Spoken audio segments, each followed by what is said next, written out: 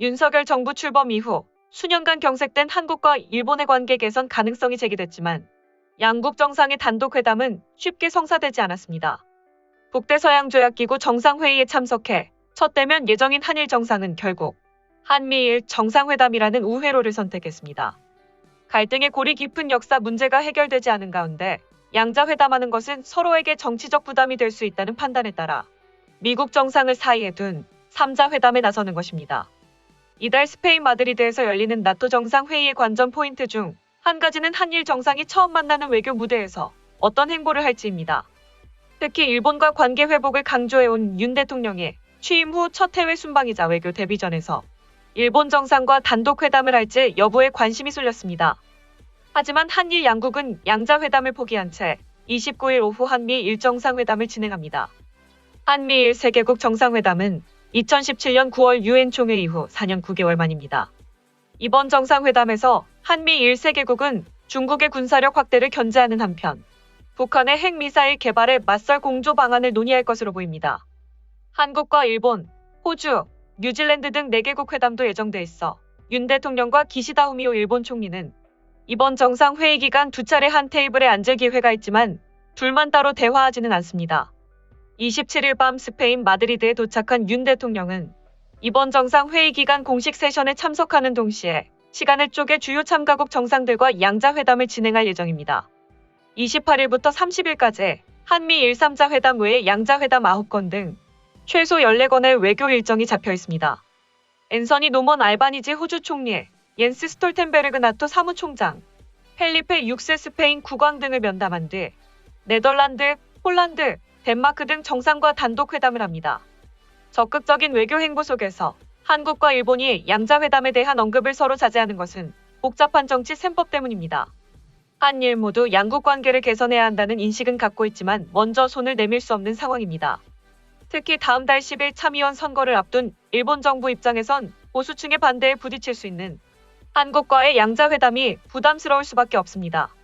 기시다 일본 총리는 지난 10일 싱가포르에서 열린 아시아 안보회의에서 윤석열 정부와 전시 문제를 포함한 다양한 현안에서 한일 관계 개선을 위해 대화할 것이라며 1965년 한일 국교 정상화 이후 구축해온 양국의 관계를 발전시킬 필요가 있다고 밝힌 바 있습니다.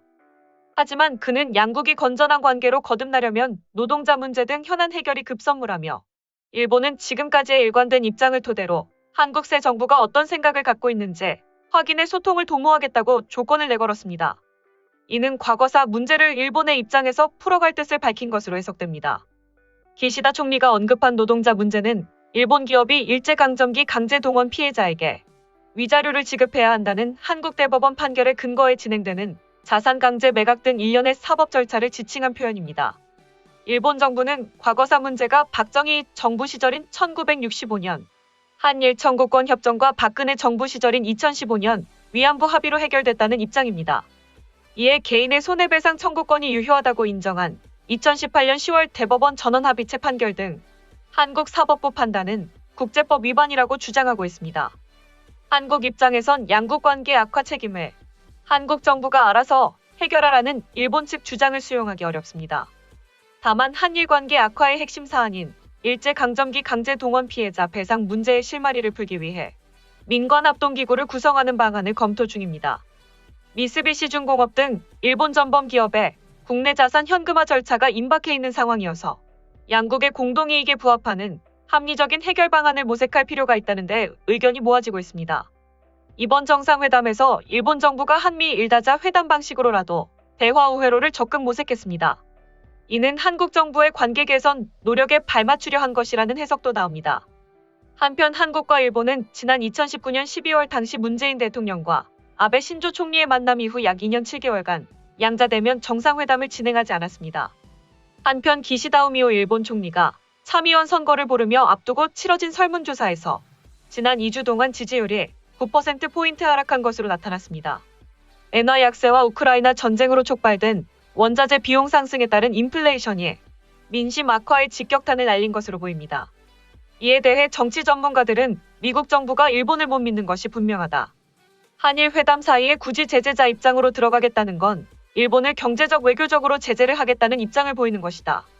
한미일 회담에서조차 일본은 국제적 따돌림을 당하고 있다는 것을 드러낸 것이며 미국 언론들도 한국과 일본의 외교력이 눈에 띄게 비교된다고 보도하고 있다고 전했습니다. 다음은 해당 소식을 접한 일본 네티즌들의 반응입니다. 고물가는 이제 멈추지 않는다. 매일 어디 그 무엇이 인상됐다는 이야기가 멈추지 않는다. 지금의 고물가는 장기 아베 정권이 부른 것이다. 원래 아베노믹스가 정상적으로 작동했다면 매년 2%의 물가 상승을 전망하고 그에 따라 임금도 올라가야 했다. 물가는 오르지 않고 실질 임금은 10% 마이너스. 최근 코로나에 이어 우크라이나 전쟁이 촉발됐고 물가 상승의 밑거름이 잡혀있던 경제 대책에 따라 단숨에 뛰었다. 그리고 남의 말을 잘 듣는 기시다 씨가 공을 잘 줍겠다고 했을 아베 씨의 조종권 안에 있는 이상 아베노믹스의 굴레를 벗어날 수 없을 거다. 명백한 아베노믹스의 실패입니다. 그런데 아베는 벌써 10년이나 지났는데도 아베노믹스는 길목이라고 호언장담하는데 아베노믹스의 성공으로 작용할 날은 영원히 오지 않습니다. 일본은 지금부터 스태그플레이션에 돌입합니다. 은행원의 권유로 리스크가 적은 신중형의 펀드랩을 계약했다. 최저액으로 계약했지만 6개월 만에 16만 엔이나 마이너스가 되고 말았다. 프로 펀드 매니저가 운용해도 잘 안 되는데 초보자가 투자에 손을 대어 잘 될 것 같지는 않다. 금융 완화 정책으로 일본 경제는 좋아지고 있는가? 언제까지 저금리 정책을 계속할 것인가? 예전과 같은 정기예금 금리로 돌려줬으면 좋겠다. 그러면 적은 수입의 연금 생활에 보탬이 된다.